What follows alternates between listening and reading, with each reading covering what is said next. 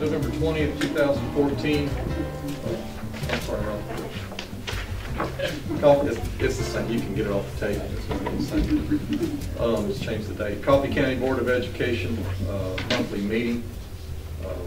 This time, I'd like everyone to rise for our Pledge of Allegiance. Lieutenant Commander Noah Walker and Lieutenant Montevia Shepard to lead us in that. And they changed up on me. Yeah.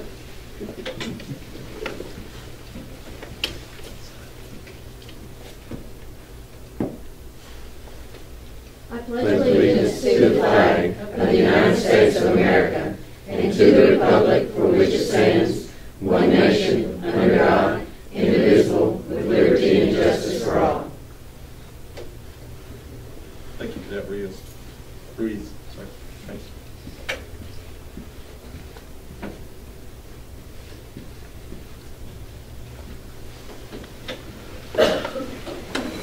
All right, at this time, I'd like to ask Pastor Mike Clements, First Baptist Church, to come offer our invocation. Thank you very much. My name is Mike Clements, and though I'm not new to Douglas, I was born here, lived here off and on most of my life. I am back again, and I want to thank the board in Coffee County. Since I've been here, my oldest child has some minor special needs, and Westside Elementary School has been a great influence on him. And I want to say thank you for that first before I pray. But let's pray. Dear Lord God, Lord, we ask for the wisdom, dear God, for this board, for Lord, our school system, our teachers, Lord, all those involved in educating our children, Lord. Lord, give them the wisdom to use, Lord, their experience, their knowledge, all that they've gained through the years, Lord, to impart knowledge upon these young ones. Lord, that they may grow a great base of knowledge and in the future become wise leaders that we need for our community. Lord, we thank you for what has been done. We look forward to your blessings in the future. We thank you. In Jesus' name, amen. Amen. Thank you, Mike. At this time, I'd like to ask for an adoption of the agenda. Before we adopt the agenda, I'd like to add under I'm going to move the presentation I was going to do as part of my superintendent's comments. I'm going to move after the principal's report, a graduation presentation, graduation rate presentation by Dr. Boyd. Make a motion to amend the agenda. accept it with the amended change. All right. Second. Thank you, Ms. Johnson. Any discussion? All in favor? All right. Yes, sir. At this time, we'd like to remember our mission as a school system and welcome all of our visitors here tonight. Got a nice crowd here. Thank you for being here. Our mission as a school system is destination graduation for college, career, and life. And our vision is an equitable and excellent education for every student. So thank you for being here. This time we're going to start with our governance and leadership special recognitions. Dr. June Mumford is going to present tonight. Thank you, board, for the opportunity to be up here and to recognize one of my teachers and the whole staff here tonight. They all look good back here in the back. But Georgia TESOL issued an award this year called the Professional Service Award. And I was thinking we had up there what KSOL stands for. But it stands for Teachers of English to Speakers of Other Languages. But this is the criteria for the Professional Service Award. It's granted to a member of Georgia TESOL who has performed outstanding service to the profession of teaching English as a second language to our students. And fortunate this year, the winner of that award comes from our district, from our school system, from our TESOL staff. And I want to present Brandon Douglas to you. She'll come forward because she's the winner of this award.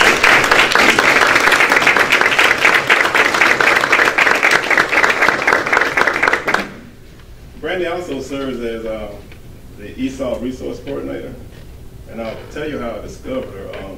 We had one summer we had Brandon moved off, and he was a special service director. He had some other duties, and I'm fortunate to get some of them. And one of them was Esau. And I was kind of embarrassed didn't want to tell the superintendent I didn't really know what it was. So I saw Bernie out in the hall, and I asked Bernie what Esau was. And she told me. And later that summer, about a couple of weeks later, at the copy machine, I kept seeing this person copying copies during the summer. And I asked my secretary, I said, who's that? I would use the copy machine. And she said, that's one of your Esau teachers.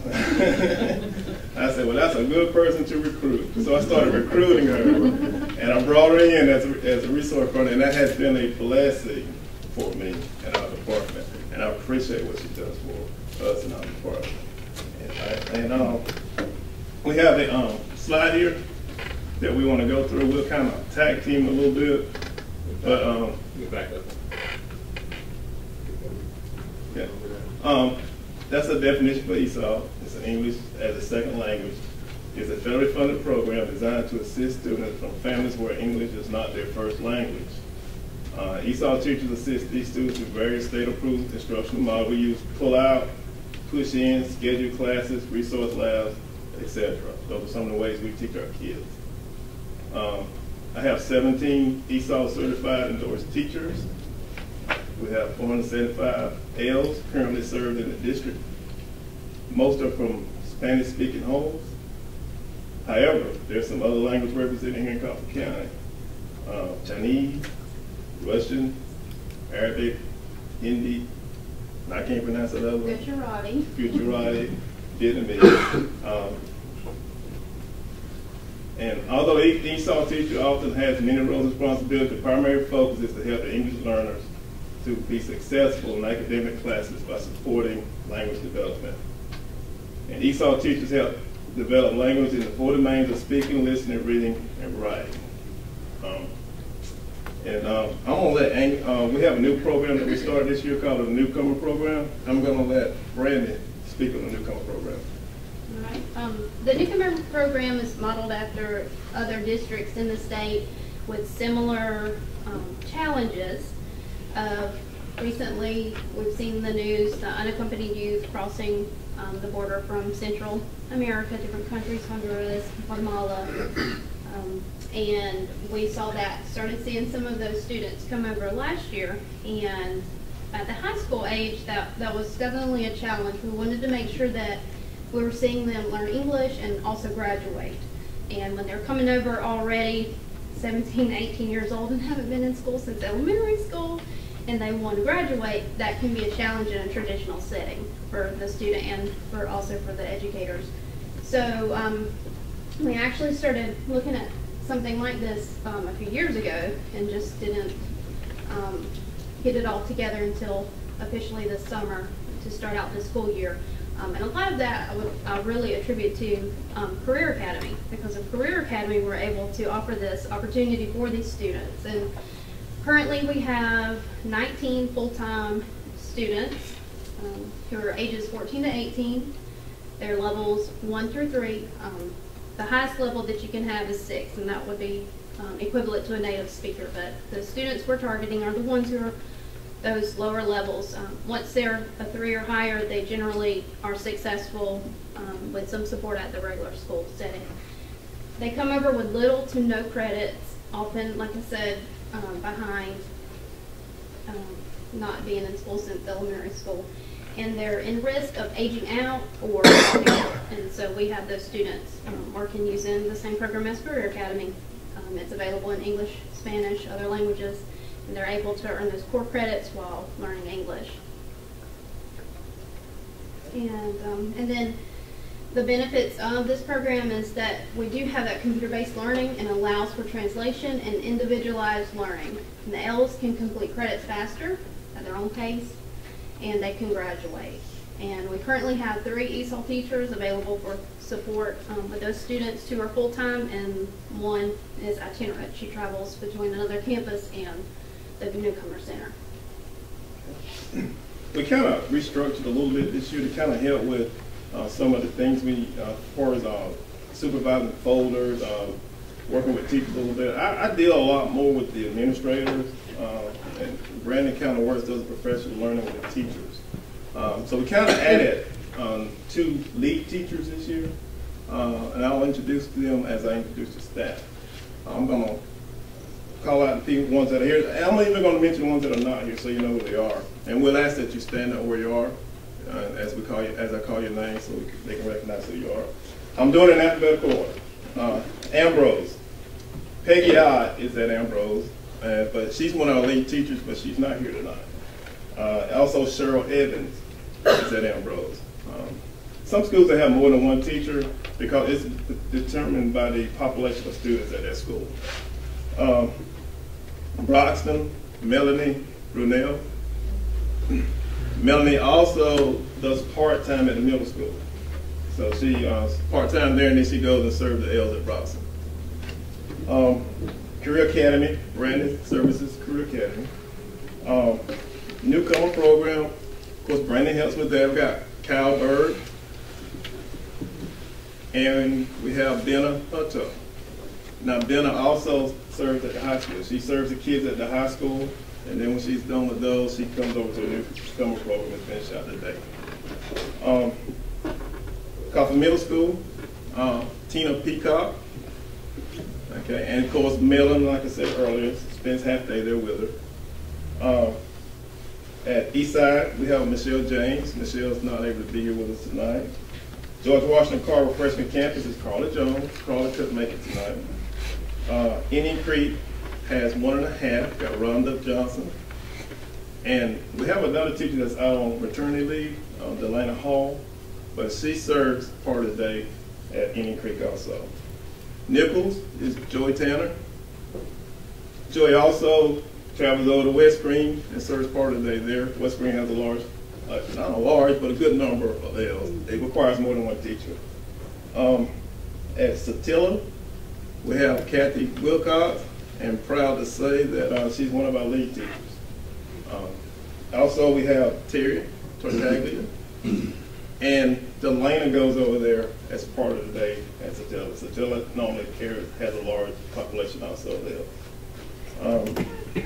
West Green, I'm going to say Rosa Johnson, but she just got married, and I'm going to try her new last name is Byron. Yes. All right, Rosa Byron, she takes care of West Green, and of course Joey spends part of the day there with her also.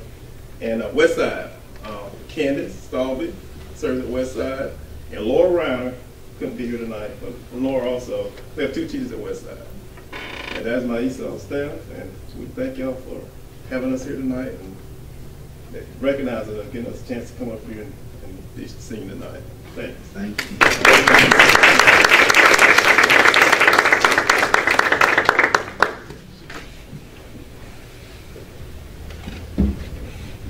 Thank you. Your teaching and assessing, we have a principal's report tonight from Mr. Scott Gillis, who is the principal at the Coffee County Career Academy. He's going to present his annual report.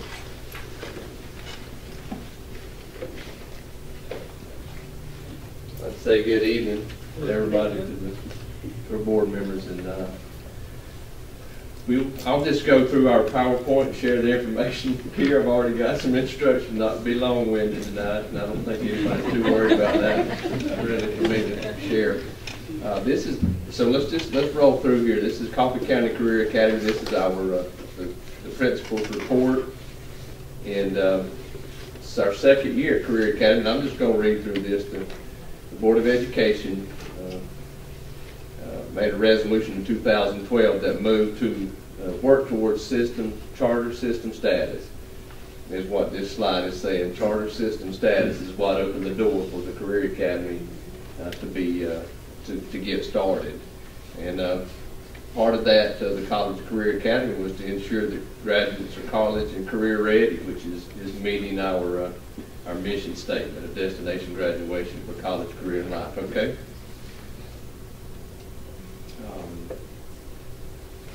School and industry partners played a role in the development of the Career Academy. Wiregrass Technical College, the school system, and then the Career Academy was started. We're in year 2 right now, and we're continuing to make every effort to improve our effectiveness in providing the most successful learning experience for all associates. We call our students associates, and thus we're working to achieve destination graduation. Really like to say a big thank you to our staff at the Career Academy. It's been something new. Randy was sharing about the newcomers, and they're located on the Career Academy campus, and the reason is we offer something that's non-traditional. It's got flexibility to meet some needs that can be met easier, I feel like, than in a traditional setting. But what we've had to learn to do is to use that flexibility wisely to make sure that we're retaining our students, but that we're giving them the learning, the credits and the learning that they need. And that's been a challenge. And it is. Anytime you do something new, it's a challenge. And I just want to say hats off to our teachers and our staff, because it really takes us working together, putting our heads together. After last year, we made a lot of improvements. And then I expect to continue to make improvements. But a large part of the credit goes to our staff, because we've all had to learn together at Career Academy. This is our staff makeup right here. We have 11 certified teachers. We call our teachers facilitators. And of those 11, 4 are Rise and Star teachers that make up that cluster. Rise and Star is this, is a special program where we target students and try to help them to catch back up. They've been retained before. They've had a retention to catch that grade back up. 4 of those teachers are Rise and Star, and there's 7 who are 9 through 12 Career Academy. We have some 9th graders who are not in Rise and Star. They're just true 9th graders, and they just chose to come to Career Academy, for the fact that it's not traditional. It meets their needs. We have 3 Wiregrass Technical College instructors right now. Introduction to Nursing. Healthcare is, there's one block of that taught, and it's actually taught on our campus. And the instructor comes over from Wiregrass. Mechatronics is the original course. One of the original reasons that our business and industry partners, wanted to start a Career Academy. And we have 2 blocks of mechatronics. It's taught on Wiregrass Technical College campus. They have learning modules connected to the hands-on skills application part of that course. And then we have a driver's ed instructor that teaches driver's ed at Career Academy, and that's a big plus. That's a big plus to have that taught. 1 counselor. We added an academic coach, 49%. We have 5 classified staff, instructional assistants, and office workers make up, and then a principal. We got 132 associates right now. That's grades 9 through 12, and then we've got 78 Rise and Star. So we're a little over 200 of students that's just strictly Career Academy. ESOL, our newcomers class, has 19 associates, and that's what Dr. Mumford and Ms. Douglas mentioned. There's 12 associates in credit recovery course, and then Mr. Sermons at All Ed has 30 secondary students. This was taken about maybe earlier this week, Monday. So you're looking at about 271 students that's at Career Academy. Out of our students, we have 17 who are virtual, meaning they work entirely at home, and they come once a week to communicate with the teachers, but they're working at home. Already, as of about 2 weeks ago, we had over 100 courses that had been completed already before the end of the semester. We're not governed by seat time, we're governed by credit completion with the software, so that's really a good number, and that's exciting. We have 29 associates right now that's attending Wiregrass, dual enrolled, and last spring, the second semester, last spring, we had 651 credits were attempted, and 462 credits were earned, and that's a 71% completion rate of credits. That's some valuable data for us to set performance goals. Really a big part of Career Academy is to have credits earned. Okay? Graduation graduation rate for Career Academy. This is some information. Last year, we had 24 seniors, and 22 of those seniors graduated. So if you just strictly look at how many out of the total graduated, that's 92%. Here again, that's exciting. If you use the 4-year cohort rate, it was 51% for the graduation rate. That means the ones that graduated in 4 years. If it's our first year, they had to come as a 5th-year senior. But here again, to me, the most important point is to get them to graduate, to make them successful. And you can see our major goals there. We want to increase the graduation rate. That's our goal. And you can do that by increasing the number of credits that's earned. An important goal is to increase the passage rate for the conference. That's the entry test into Wiregrass Technical College. And we want as many students as possible. We'd like to have every one of them to be able to pass that conference and to take advantage of the dual enrolled courses, being program ready to go in there and do dual enrollment courses. So that's a goal, is increase the conference rate passage, which will lead to more students taking dual enrolled courses. And we also want to increase our inter-course passage percentage. We want our students to be, we want them to learn if they're making up units if they're behind, or if they're accelerating. That's good, but that's a speed issue. But deeper than the pace or the speed is the quality of the learning, and that is reflected by, we want our students to do well on the end of the course, just to demonstrate that they've learned. Okay?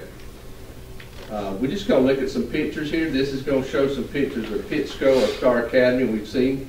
Maybe you've seen some of these before. Tan, you could go ahead. This is science, and they do modules in there, a lot of science equipment for hands-on. They did a unit on rockets. They have to plan and design and build. Of course, it's always fun to do the rockets that we launch.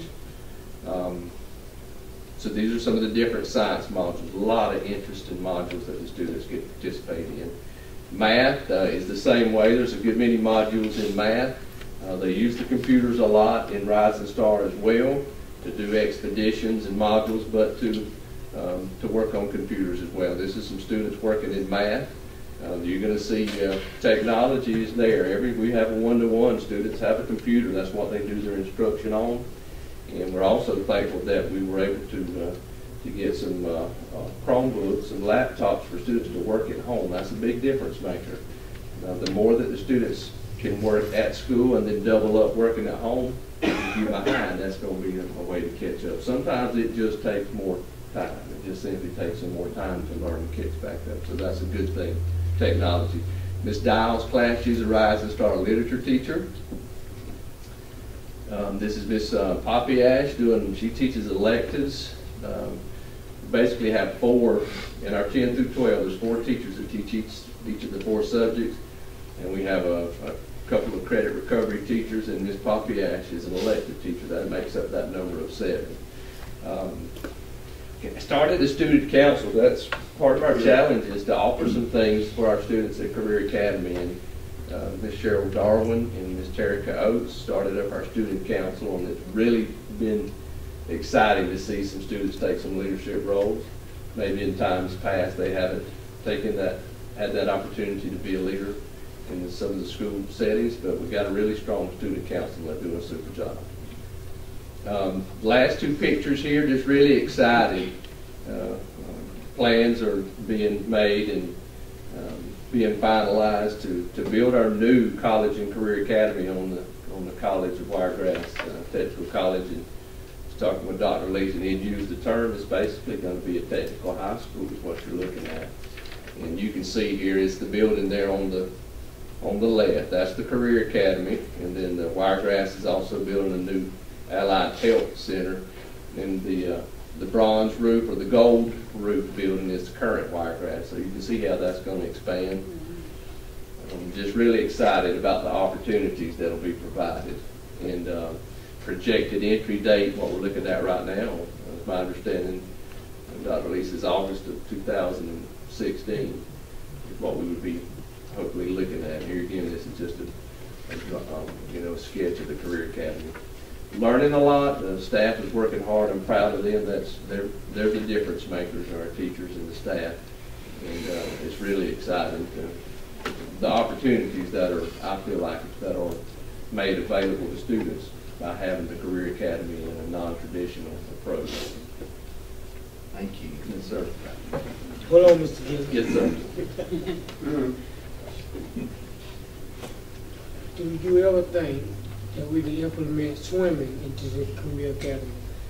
You know, I've talked with Dr. Lees about some other curricular activities to involve for our students. And that's, when you to have sustainability, you need to look, I think, at some things, you know, to give the students some extracurricular things. So that's a thought. In my opinion, swimming is a career. Because we lose 6 to 7 kids a year in the summertime. That's a good thing. And I like to see that implemented. And that's a good place to start it. Got connected. The driver's ed makes a difference for our students, teaching them how to drive. And That's right. We teach them how to drive, we teach them how to swim. Do we offer driver's ed at the high school? No. Just but connecting that back to driver's ed, the students, we've got work-based learning program is growing, the Career Academy, but connected to that are issues of transportation. That's the next thing, to be able to be independent, have a job and work, is to have your driver's license and keep you connected. That's just part of what you expect, expectation. One more question. Yes, sir. How much a lifeguard make a year? Just estimate. What you say, Ms. World? I don't know. It's usually a summer job in. I was a lifeguard, minimum wage. Minimum wage, but how many lives they save? Saved a lot. That's what I'm talking about. It's time to do that. That's a pretty good idea, too. We got, probably got some access to that from State College, close enough that it'd be something to look at, I think. I know people think I'm crazy, but I like to see every kid in our system learn how to swim. And a lot of them already know how to swim. But a lot of parents don't have the money to give them the swimming lessons. So that's what we come in at, I think. Pretty good idea. Thank you, Mr. Gillespie. Dr. Lees, what you think? I think that college career and life is what we're all about, preparing our students for college career and life, and they're doing an excellent job, and I think we can continue to look for ways to grow Scott's program and all of our programs, all of our schools. Not at least Dr. Utley, Sean Utley from Firecraft was sharing at maybe Moultrie Technical College that they had a course. It was almost like Life 101. And there was a lot of different little things that you learned in that course that was kind of connected to some life skills. I mean, that you need to know, that students need to know that maybe in time I'd love to see us past. have a parenting class for at the high school and over here, because just because of the statistics in our community that run so high for child abuse and neglect, a lot of these young kids just mimic what some bad parenting skills that they've had, and they need to know, this, and male and female. I think it should be required. We get licenses for everything, but having children. Maybe with system, with charter system status. And We could do those kind of flexibility, things, there's some yeah. things that could be done. Have a nursery, hands-on type of learning. All right, thank you. Thank you, Mr. Gillespie. Dr. Terry.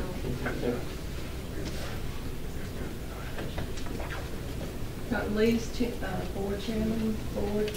Thank you for letting me have this opportunity to talk about my favorite subject, Coffee County school system. Dr. Lee's got sick, so I got to come in his place to talk about graduation rate. But before I can talk about it, I want to talk about our mission, graduation, destination graduation for college, career, and life. And our vision, an equitable and excellent education for every student. Well, how are we doing with that?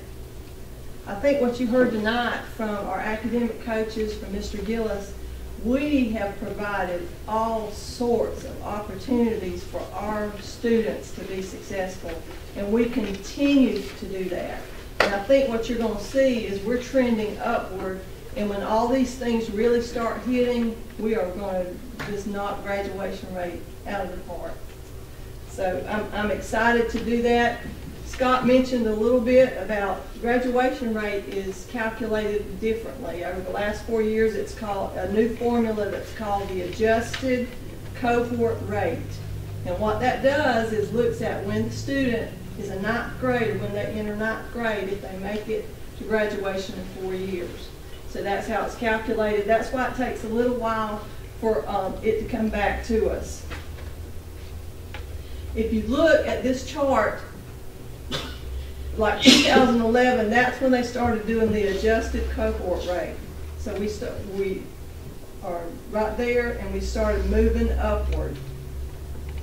And our graduation rate now for 2014 is 74.1%. This is the highest that we could find since they've started calculating it. So that just shows what our teachers and our staffs are doing to get students graduating, and we commend them for that. If you look at the next slide, also looking at those years starting with 2011, the black line is the state, the blue line is the system. We started outperforming the system, which is, for our charter system, one of our goals. We have to stay at or above the state, and we're doing that. And if you broke it down in 2014, for just Coffee High School, the graduation rate for just Coffee High School is 81%. Now, Career Academy, when you look at Career Academy, it's not just Career Academy, it's alternative ed, all the kids that Scott was talking about. We are saving those kids, and 51% might not sound like a lot, but when we look at Career Academies across the state, that's a pretty high average for a Career Academy. And we're going to continue to make that better with everything that he talked about. What I would want to make sure is, if you go back to 2002 and you see we were at 61% graduation rate, and in 03 we were at 57% graduation rate, in 04 we were at 55% graduation rate.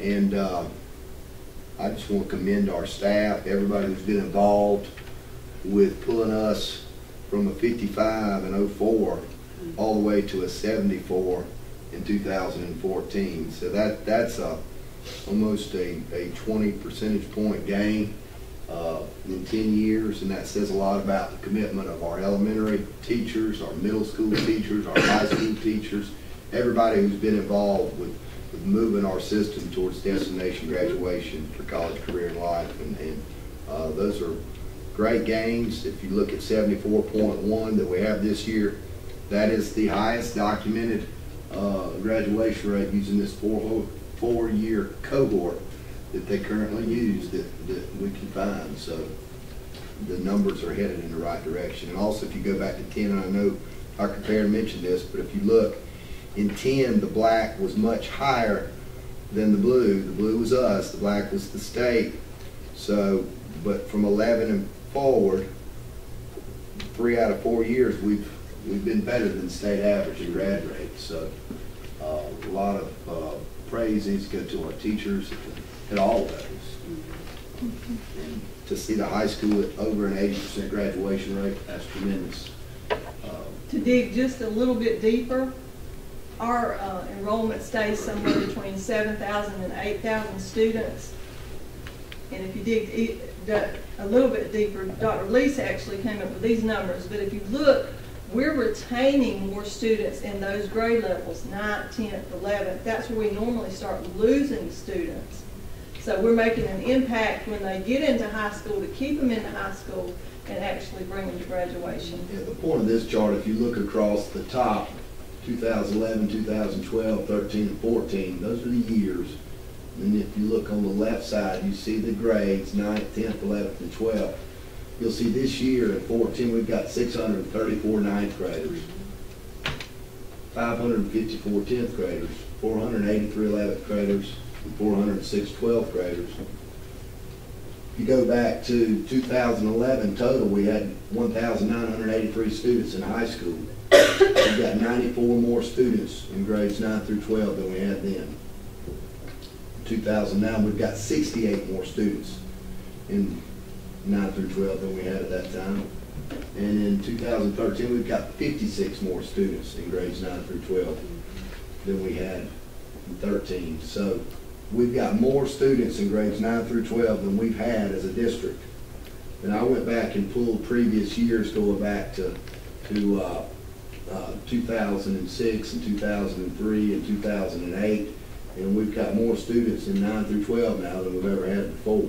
So that tells us that the things that we have going on in our schools, the programming, seem to be working. So we want to continue to see that number grow. And our challenge is to get to 80% graduation rate. That we need to be above the 80% mark in graduating students, and then move higher. So hopefully what we're doing is working, and we think that those numbers indicate that it is. So. And that answers my question that I started with. So how are we doing? We're doing a great job, and we're proud of our faculty and staff and students. Okay. Thank you. Hold on, Ms. Turner. Hold on, Scott. Come on back up this way. I just want to know from you and Ms. Perry your professional opinion. The question I'm going to ask. Chinese, they have a culture over there. Say, when you graduate from high school, you go into the military. What's your thought on that?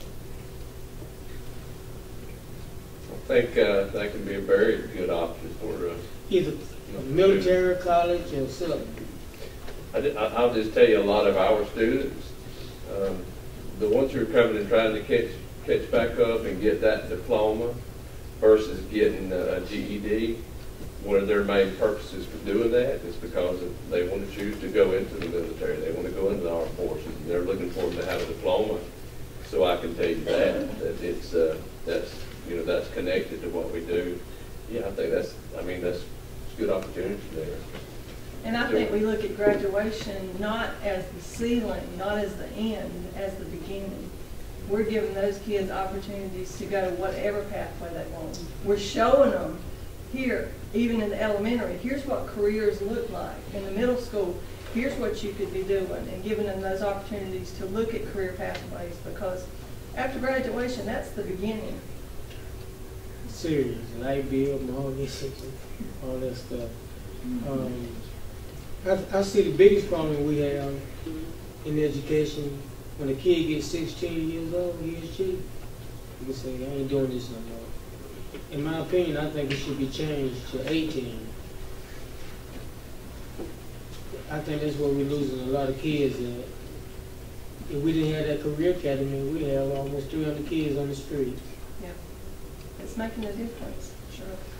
Well, that goes back to something we were talking about the other day, this all began the way we target dropouts and increase the graduation rate with those kids. And I don't think any of us, when we started this, thought that we would begin off with a 51% graduation rate. I mean, to me, that's phenomenal. That's one of the reasons why we're setting forth our system. And I know that this program is a learn on you go, and I'm hoping it's going to get better and better every year, especially when we get a new building and get these new programs. But just to start off at 51%, to me, is phenomenal. So obviously we're doing some things right over there. And I'm definitely, I appreciate the job you do it. I appreciate that. Thank you.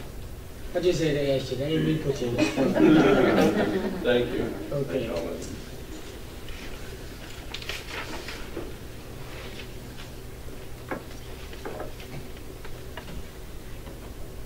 All right, the next item on our agenda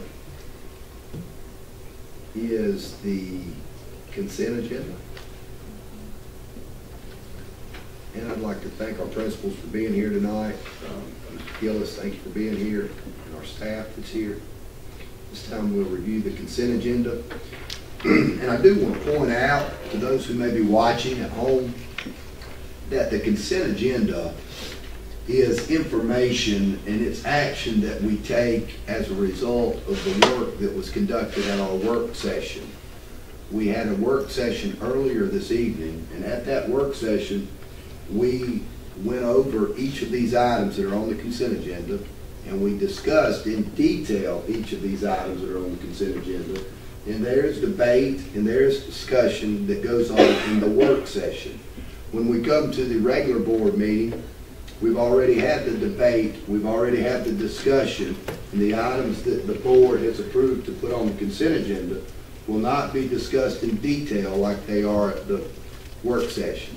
So I just want to make sure everybody understands that when you come to the board meeting and you see us go through the consent agenda and we don't spend a lot of time discussing or debating the items that are on the consent agenda, that's already occurred at the work session. I just want to point that out for any people that are here or any viewers who may be watching on television. And, Yes, ma'am. and also that we'd like to encourage them to come to the work sessions, Yes, that they ma'am. are open as well as the regular That's sessions. right. Great point. Our minutes from the previous month are on the consent agenda. Monthly financial report is on the consent agenda for approval. Mr. Drahush, our comptroller, can you give a detailed number on what our fund balance is for this month for our viewers? Maybe if we could pull up the comparative, just for the.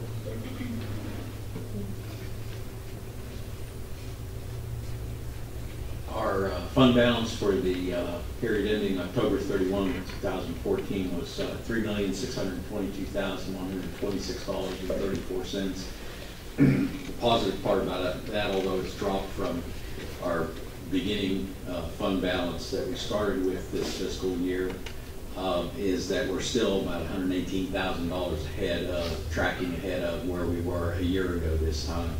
So we're still kind of keeping our head up as far as our funds are concerned, and we're heading into a period now when our fund balance will grow because of increased property tax receipts coming in from property owners in County County.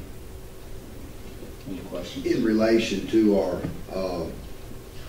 fund balance, we discussed when employees would be paid. Just so we're clear, you don't mean that we've increased property taxes, but we're seeing the revenues come in. We're seeing in an receipts increased coming manner in because it's time to pay your taxes. That's right. Right. Thank you.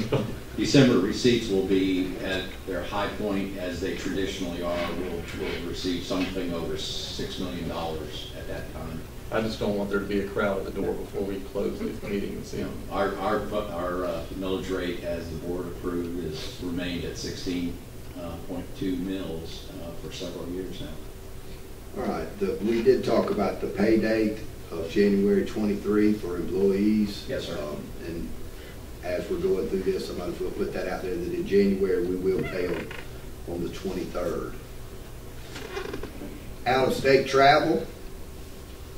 We have one trip of fourth graders from Satilla are going to the Museum of Science and History in Jacksonville, approximately 94 students.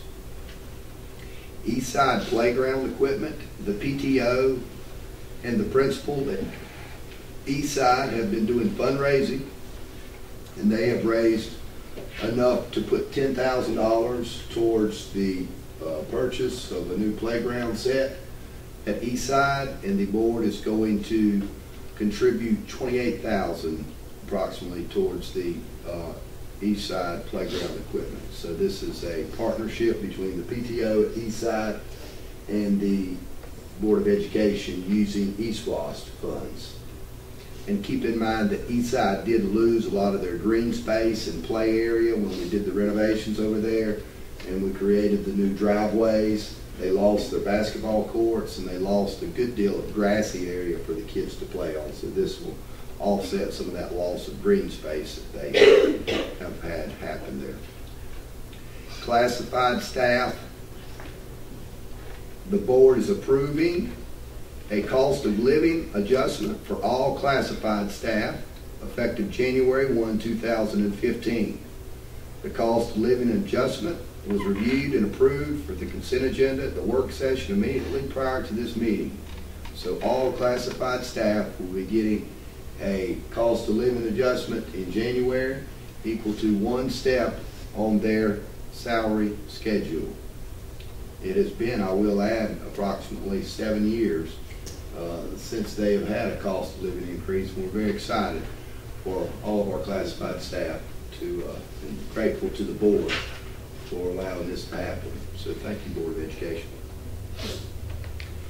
Approval of policy IHE. This is a promotion and retention policy. This deals with the fact that the state has changed their testing program and has adopted a new test known as the milestones. Because of the adoption of this new assessment system, we will not use the state test for promotion or retention of students, and this makes that clear in this policy. Public review of policy. We worked on policy GARH, and it will sit for 30 days. By being on the consent agenda, the board is allowing this to sit for 30 days. And this policy amendment would allow classified employees who do not receive TRS benefits the opportunity to be paid up to 45 days of their sick leave upon retirement. So this would allow classified employees who do not receive TRS to be paid for their unused sick days upon retiring. So this is a benefit for our classified employees, and that would be part of policy GARH that we will discuss at our next meeting and hopefully approve at our next meeting. And that does it for our consent agenda. I make a motion we accept the consent agenda as presented. Second. Any discussion? All right, I would like to thank everyone for their hard work the last few years with budget. We've been able to do a couple things tonight to benefit our employees that have worked hard, hung in there, and certainly deserve it. So thank you all, board. Thank you, Mike. Thank you, Dr. Lee. One question, Bring that. Mr. Yes, sir. Chairman. There's still increase in the Hudson. How much is that to be? It's different for every employee. It depends on whether they're out on their salary schedule. It's 3%, though. It's a 3%. Okay, that's what I want to hear. I think that's great. Yes, sir. Okay. All right. Any discussion? All in favor? Thank you all. All right, we do need to go into an executive session to discuss or deliberate upon the appointment, employment, compensation, hiring, or disciplinary action or dismissal of an employee. Also, possibly to review a disciplinary tribunal hearing or to review a disciplinary tribunal hearing. And to consider any matter involving disclosure of personally identifiable information. This time, ask for a motion to exit the executive session. Second. First. Everything. Second, third, fourth. Mr. Johnson, Ms. Worrell, thank y'all. Any discussion? All in favor? Move to executive. All right, at this time, I'd like to ask for a motion to exit executive session. So moved. Ms. Moore, Second. second by Ms. Worrell. Any discussion? All in favor? Call the meeting back over, or we'll get it. Yes, sir. We'll move forward with approval of the personnel as presented. Okay, ask for a motion on approving the personnel as presented. Second. Approve the list. Okay, motion and a second. Any discussion?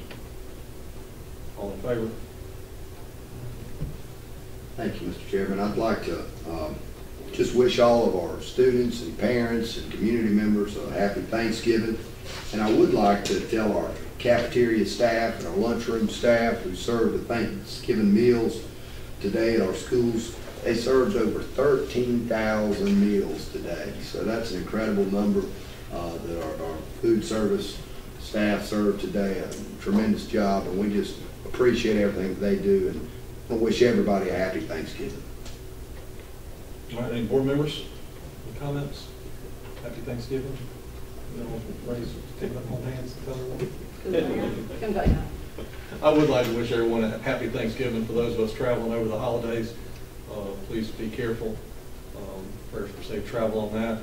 Prayers for our folks going to Ackworth, Georgia, and searing the tuna tomorrow night. So good luck, boys. That's all I have. Ask for adjournment. So moved. There's more? Second. Second by Ms. Worrell. Any discussion?